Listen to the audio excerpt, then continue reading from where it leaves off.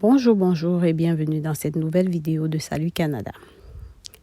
Dans cette nouvelle vidéo, je vais venir résoudre une petite problématique. Ce n'est pas vraiment une problématique, mais répondre à une question que je retrouve tout le temps dans les commentaires de mes autres vidéos, à savoir, je suis enseignant, ma profession est de tel ordre, j'exerce telle profession. Est-ce que mon profil est attrayant? Est-ce que je suis qualifiée? Est-ce que je peux postuler? Peu importe. Donc, j'ai découvert cet outil d'auto-évaluation sur le site d'Immigration Québec qui vous permettra de jauger de votre profil pour voir si effectivement il correspond à ce qui est recherché par le programme.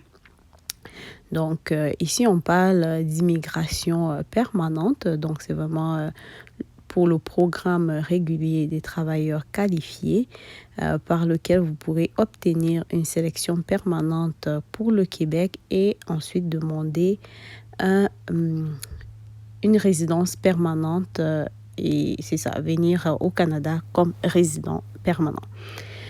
Avant de commencer, ce que moi je vais vous suggérer, c'est d'aller trouver votre CNP, c'est-à-dire le code de classification de votre profession.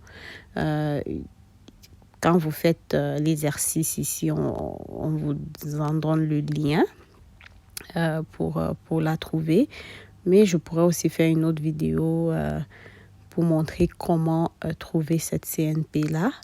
Sauf qu'il y a des indications que ça va changer bientôt. Donc, je pense que je vais réserver cette vidéo-là pour quand le changement sera fait. Comme ça, au moins, en la faisant, vous aurez les informations les plus actuelles. Donc, pour le moment, on utilise le tableau ou la classification de 2016.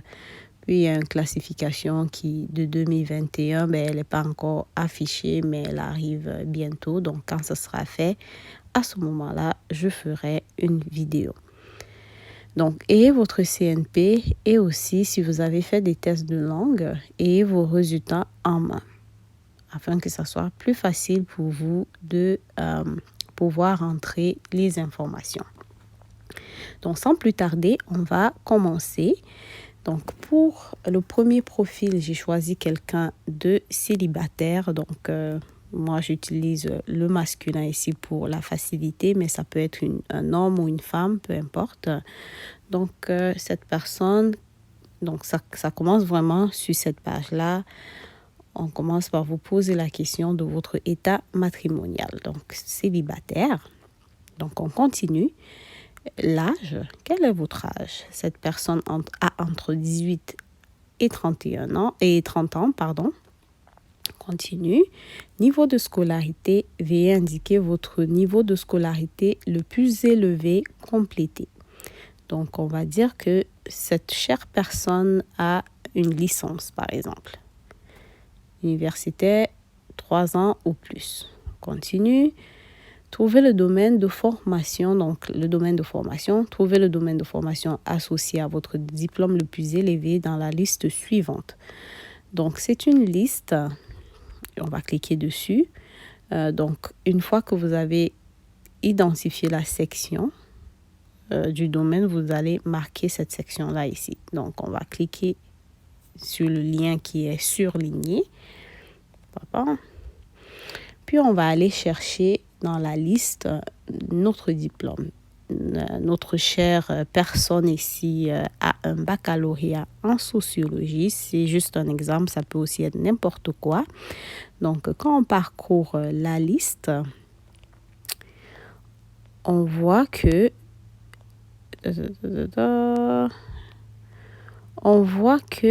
le baccalauréat en sociologie, ok, donc je vais agrandir un tout petit peu, se retrouve dans la section C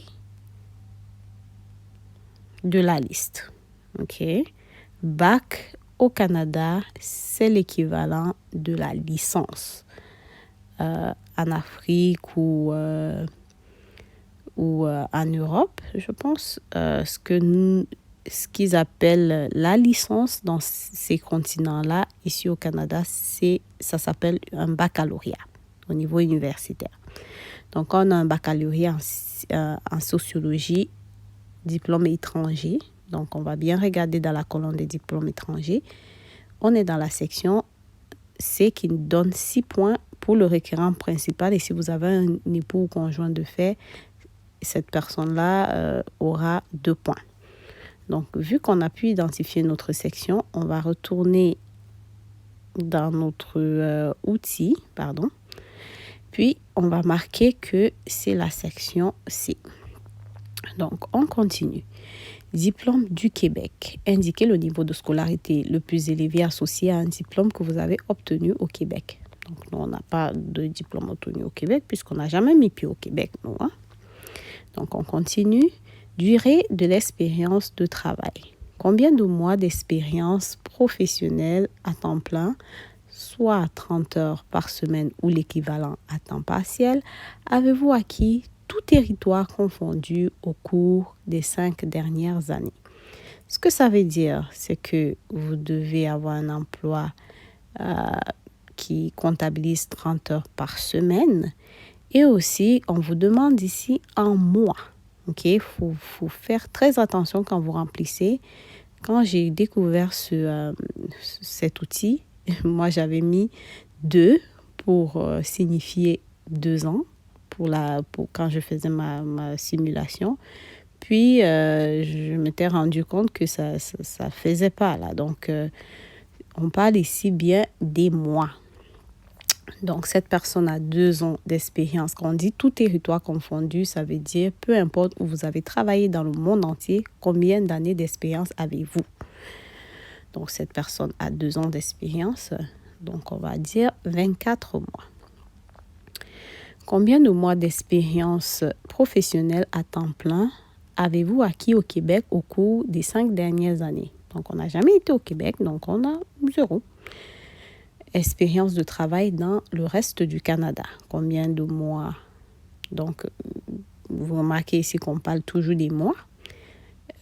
Combien de mois d'expérience professionnelle à temps plein avez-vous acquis dans le reste du Canada au cours des 5 dernières années? On va dire 0. Donc, on continue. Diagnostic de main-d'œuvre de la profession exercée. Est-ce que vous occupez un emploi actuellement? Donc, est-ce que vous êtes toujours en emploi? Donc, vous allez dire cette personne, oui, je suis toujours en emploi. Trouvez le code de la classification nationale des professions associées à la profession que vous occupez actuellement en utilisant le site suivant et inscrivez-le ici. Donc, c'est ce que je vous disais, qu'il y a quand même le lien dans l'outil pour aller chercher votre CNP.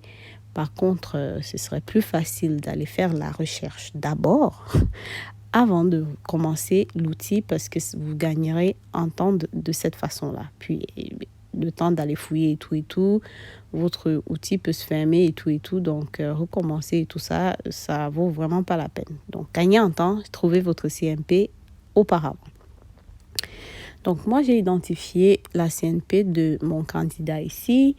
Puis, c'est 6552 et c'est l'équivalent de représentant au service à la clientèle. Donc, les personnes qui font du téléconseil, là, qui répondent dans les centres d'appel, techniquement. Donc, diagnostic de main-d'œuvre de la profession exercée. Quelle est la durée en mois de votre expérience professionnelle à temps plein acquise dans cette profession? Donc, ce que ça veut dire concrètement, combien de mois, je ne sais pas pourquoi je suis coincée sur le mot année, là, ou depuis combien de mois vous travaillez à cet emploi que vous occupez actuellement. Donc, mon candidat ou ma candidate a travaillé juste 2 ans de toute sa vie et c'est l'emploi actuel. Donc, on va faire de 24 à 35 mois. Offre d'emploi validée. Avez-vous une offre d'emploi validée? Donc ici, si vous ne comprenez pas ce que ça veut dire, vous pouvez toujours cliquer ici. Mais techniquement, ce que ça veut dire, c'est une offre d'emploi au Québec. OK? Donc, c'est ça. Donc, ils disent un employeur qui souhaite offrir un emploi permanent à un travailleur étranger peut présenter la demande de validation d'un emploi permanent. Une fois que le ministère valide l'offre, le travailleur étranger souhaitant s'établir de manière permanente peut ainsi obtenir les points additionnels lors de la section. Donc, ça, c'est vraiment, on se fait embaucher, puis l'employeur, de son côté, fait la démarche au niveau du ministère pour avoir la validation qu'il faut nécessaire. Donc, ce sera pour valider que c'est une offre d'emploi permanente et avec cette validation-là, vous pouvez obtenir les points qui correspondent à cela dans l'outil. Donc, est-ce que vous avez une offre d'emploi validée? On va dire non. On continue. Est-ce que vous avez passé un test au cours des 2 dernières années? On va dire oui. Résultat, connaissances linguistiques en français. Quel était le résultat? Français, compréhension orale. En disant que cette personne n'a pas travaillé très fort dans son test. Donc, elle a eu un résultat assez moyen. Donc, on va mettre des B2 partout dans toutes les compétences. OK. Donc, expression écrite. Donc, B2 partout. Donc, connaissances linguistiques français et anglais. Donc, ici, c'est pour tester votre bilinguisme. Avez-vous passé un test d'anglais au cours des 2 dernières années? Cette personne a été intelligente, bien qu'elle ne maîtrise pas très bien l'anglais. Elle a quand même pensé à faire un test, mais il était pas très bon, mais bon. Donc, on va mettre les résultats ici comme ça.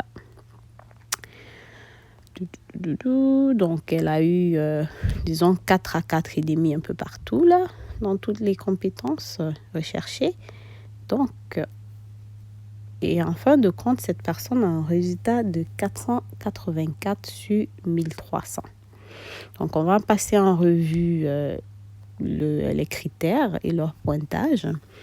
Vu que notre personne est assez jeune, ça lui a donné un 130 sur 130.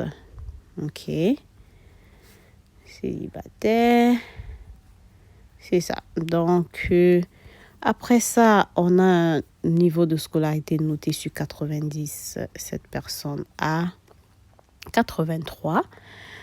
Le domaine de formation, donc, on avait dit qu'elle avait étudié en sociologie. Donc, c'est comme quand même en demande, mais pas tant que ça en tout cas, à 50% des cas. Diplôme du Québec, 0, puisque cette personne n'a jamais étudié au Québec. Durée de l'expérience de travail, donc on avait dit 2 ans. 2 ans pour la durée d'expérience de travail. Ça nous a donné un total de 50 sur 100. Puis, expérience de travail au Québec, 0, puisqu'on n'a jamais travaillé. Dans le reste du Canada, 0 aussi, parce qu'on n'y a jamais travaillé. Diagnostic de la main-d'œuvre exercée, main-d'œuvre de la profession exercée. Donc, ça, c'est pour voir que vous avez une expérience, j'imagine, active encore. Donc, puisque vous êtes présentement encore en emploi. Donc, vu que cette personne a fait 2 ans depuis son embauche dans cet emploi, ça lui a donné un pointage de 30 sur 100. Donc, et si cette personne avait une offre d'emploi validée, ça lui aurait donné 380 points. C'est quand même considérable là, si on regarde que le pointage au total, c'est 1300. OK? Donc, et aussi, pour les connaissances linguistiques en français, nos B2, quand même, ça nous a donné quand même 136 sur 180, pardon.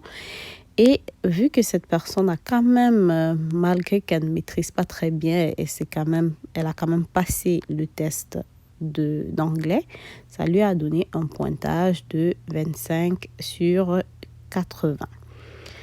Donc, cette personne, qu'est-ce qu'elle peut faire pour peut-être améliorer son profil? Elle pourrait vu qu'elle est quand même assez jeune, j'ai pas dit l'âge, mais disons qu'elle a, je sais pas, 25 ans, elle pourrait peut-être améliorer son niveau de scolarité, peut-être avoir une maîtrise, ça lui donnerait probablement le 90 points.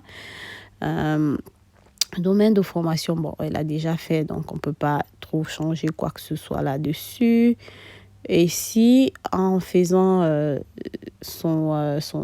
donc en améliorant sa scolarité, donc en obtenant son master, continue à travailler, donc elle augmente son nombre de mois d'expérience de travail, mais c'est sûr qu'elle aura un peu plus de points.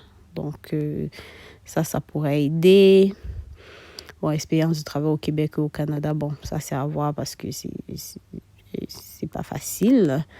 Diagnostic de la main-d'œuvre, donc plus vous avez de l'expérience, plus vous durez dans l'emploi que vous occupez actuellement, plus le diagnostic de main-d'œuvre de la profession exercée, vous aurez un pointage plus élevé dans ce critère. Si par chance vous obtenez une offre d'emploi validée, ça vous propulse un peu plus aussi. Et au niveau des tests de langue aussi, on voit que ça pourrait vraiment vous donner là 180 plus 80, c'est quoi, 260? Si je suis bonne là, 200. Oh, c'est 200 quoi. 200. Hey, mon Dieu. Mes mathématiques là, 200.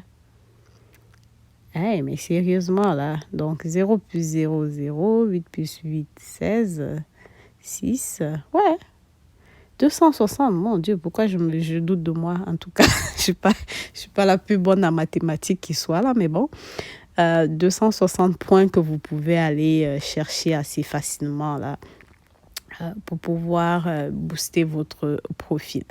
Donc, on voit ici effectivement que plus vous avez de points, plus vous avez d'expérience, vous avez un peu plus de chances d'avoir un pointage élevé. Donc, présentement, cette personne a 480, mais on voit qu'elle pourrait potentiellement augmenter ce score en améliorant ses tests de langue, par exemple.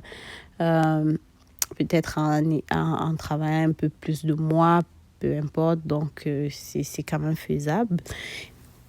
Par contre, ce qui m'a vraiment plu aussi dans l'outil, c'est que vu qu'on vous donne votre pointage, mais aussi on vous donne un lien pour aller comparer votre pointage final avec les résultats des exercices d'invitation précédents. Donc, vous pouvez cliquer là-dessus, puis aller sur cette page-là pour voir quelles étaient les professions qui avaient été choisies et surtout, c'était quoi le pointage des personnes qui ont été sélectionnées. Donc, on voit ici que le 30 septembre, on a une liste de professions qui étaient très en demande à ce moment-là, des personnes qui sont sélectionnées. On a sélectionné 536 personnes, ok. Puis, ces personnes étaient dans les catégories infirmiers autorisés, infirmiers auxiliaires, infirmiers, enseignants du secondaire, enseignants du primaire et préscolaire, éducateurs et aides-éducateurs de la petite enfance. Donc, et aussi, donc on voit aussi que il y avait des personnes qui répondaient aux critères suivants et détenaient une offre d'emploi validée à l'extérieur du territoire de la communauté métropolitaine de Montréal et aussi des personnes visées par l'article 26 du règlement de l'immigration, blablabla. Bon, je ne sais pas trop ce que c'est, mais en tout cas, ces personnes-là faisaient partie des 500, c'est ça, des personnes qui étaient dans les critères indiqués, faisaient partie des 536 personnes qui ont été invitées à présenter une demande de sélection à titre permanent dans le programme régulier des travailleurs qualifiés. Donc, c'est ça. Par contre, est-ce que ça veut nécessairement dire, vu qu'on n'a pas notre profession ici, que on ne sera pas sélectionné jamais? Non. Surtout que en raison de la crise qui sévit partout au Canada et au Québec en particulier, il y a beaucoup de programmes qui vont sûrement être mis en place pour accélérer le recrutement ou l'immigration en général, pour pouvoir combler les postes à combler, et aussi pour contribuer à relever l'économie, hein, surtout que depuis la COVID, beaucoup de choses sont comme en stand-by, puis il y a un manque criard de main-d'œuvre. Donc, ils voudront quand même faire monter des gens. Donc, en attendant que tout ça se mette en place, si vous avez déjà votre profil, c'est sûr que c'est vous qui serez regardé quand tout sera mis en place pour accélérer les choses. Donc, on a fini avec un premier profil. On va cliquer ici sur recommencer pour aller faire un deuxième profil, mais cette fois-ci pour une personne mariée. Donc, moi, je clique directement ici, conjoint de fait ou marié. Continuer. Est-ce que votre époux, épouse ou conjoint de fait ou conjointe de fait vous accompagne dans votre projet d'immigration? On va dire que oui, qu'ils se sont entendus pour voyager ensemble. Quel est votre âge? Donc, moi, je m'en vais voir quelqu'un qui est dans la quarantaine, par exemple. Votre niveau de scolarité le plus élevé. Bon, là, je vais choisir cycle universitaire 1 an, donc licence également. Continuer. Puis, on va trouver le domaine de formation associé à votre diplôme le plus élevé. Donc, là, on est... Ça, c'est la section A, technique... informatique de gestion, génie informatique, construction, recherche, chiropratique. Bon, je ne sais pas trop c'est quoi informatique de gestion là, mais moi j'avais pensé à une licence en informatique, donc j'imagine que ça doit être ça. Mais sinon, on va regarder un peu pour voir si on retrouve ça ailleurs. Je vois pas du tout informatique ici.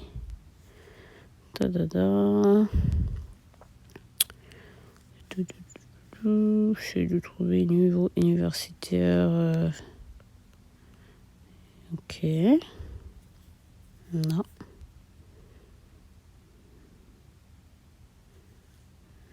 Ok.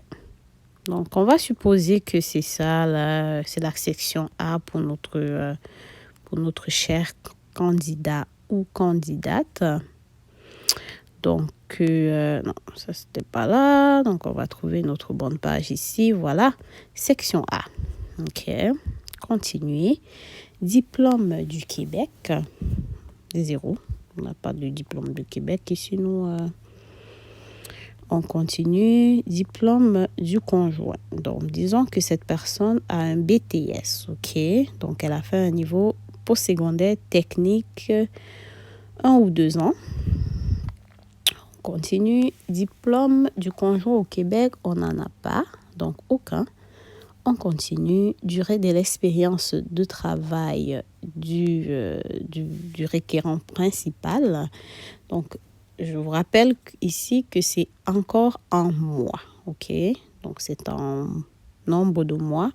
On va aller avec le maximum. Donc, 60 mois. Expérience de travail au Québec, on va dire 0.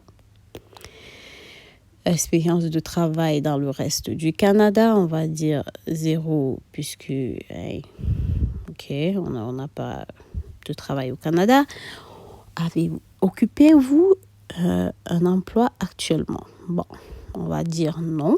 C'est le cas de beaucoup de personnes. Présentement, ils sont en manque d'emploi ou ils ont perdu leur emploi peut-être à cause de la COVID ou quoi que ce soit.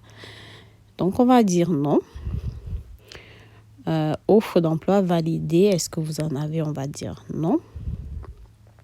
Avez-vous passé un test au cours des 2 dernières années? On va dire oui. Puis, monsieur ou madame, mon candidat ici, a quand même, a été au-dessus de la moyenne, disons. Donc, on ne va pas mettre le maximum, mais quand même proche du maximum, qui est C2. Puis, est-ce que vous avez des connaissances linguistique en français et anglais. Pour le test d'anglais, on va dire non. N'en a pas fait. Par contre, la conjointe, oui, elle a fait. Puis elle avait un résultat moyen. OK. Donc, ça nous donne un pointage total de 474. OK. Sur 1320. Donc, on voit ici que par rapport à l'âge, c'est pour ça que j'étais un peu... en tout cas, dans la première simulation, je bavardais. En tout cas, je semblais un peu distraite parce que j'ai remarqué qu'il y avait une différence au niveau du pointage quand il s'agit d'une personne célibataire ou d'un couple. OK, donc quand on est célibataire, le pointage pour l'âge, c'est 130, et alors qu'en couple, c'est 110. OK, puis au niveau de la scolarité également, en couple, c'est 70, alors que célibataire, c'est 90. Donc, ça, c'est quelque chose qu'il faut avoir en tout cas, faut noter, pardon. Donc, par rapport à son âge qui est 40 ans, ce candidat ou cette candidate aura 50 sur 110. Niveau de scolarité, je ne sais pas si ça prend en compte les deux, je pense. Vu que le monsieur, lui, il a une licence, la madame, elle a un BTS, ça nous donne un 65 sur 70. Domaine de formation, puisque c'est quand même un domaine prisé, on a le maximum de points. Diplôme au Québec, 0 parce qu'on n'en a jamais eu. Diplôme durée de l'expérience du travail, vu qu'il a quand même travaillé 5 ans dans les 5 dernières années, il a le maximum des points. OK? Donc, ce qui est intéressant de noter aussi, c'est que pour cette simulation, même si vous avez 20 ans d'expérience, la simulation s'en fout. Ce qui est vraiment pris en compte, c'est les 5 dernières années. Donc, au niveau de l'expérience du travail au Québec, 0. Expérience du travail dans le reste du Canada, 0. Diagnostic de main-d'œuvre de la profession exercée, on a 0, puisque ma chère personne ici n'occupe pas présentement un emploi, a perdu son emploi, malheureusement. Offre d'emploi validée, on n'en a pas, donc ça fait 0 dans le pointage. Connaissances linguistiques en français, on a 162 sur 180. Et connaissances linguistiques français-anglais, vu que notre personne n'a pas passé de test d'anglais, elle a 0. Diplôme du conjoint, c'est un BTS, donc ça nous donne un 7 sur 10. Diplôme du Québec du conjoint, on a un 0 puisqu'on n'en a pas. Et par rapport à ses compétences linguistiques, c'est B2, le conjoint ou la conjointe ici a un 30 sur 40. Donc, ça donne un total pour ce couple de 474 sur 1320. Et comme dans la première simulation, on vous invite à comparer le pointage final avec les résultats d'exercices d'invitation précédents.